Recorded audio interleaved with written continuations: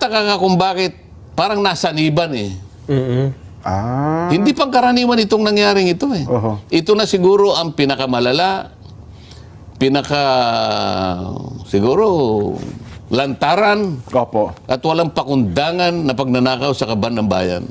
Paano mo iisipin na kaya nilang gawin yun nang hindi man lang sila nagkaroon ng konting remorse sa sarili nila? May konti Yung man ng pag-aalinlangan, yung pag-aatubili, hindi eh. Systematic. Talagang pinlano. Isip-isipin mo yung pagnanakaw nagsimula sa budget mismo.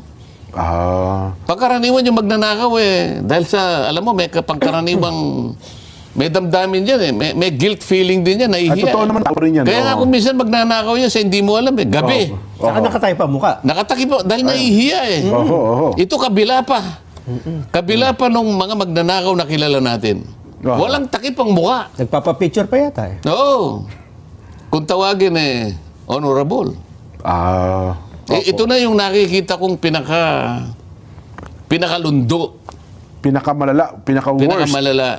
Sapagkat alam mo, ano na ito eh. Ewan ko, Nelson, sa avatar mo, kung meron kang makukuha isang salita na po pwedeng aakma, madidescribe mo, yung sidhi ng kanilang ano ang tawag doon, yung wala nang kasapatan eh. Hindi na milyon ito, hindi na bilyon eh. Trilyon ang pinag-uusapan dito. Totoo kayo. At sana man lang, yung perang pinag-uusapan natin ay hindi makadidisgrasya sa bansa natin. Lalong-lalo na sa marami nating kababayan na kung makikita mo ang kalagayan sa buhay.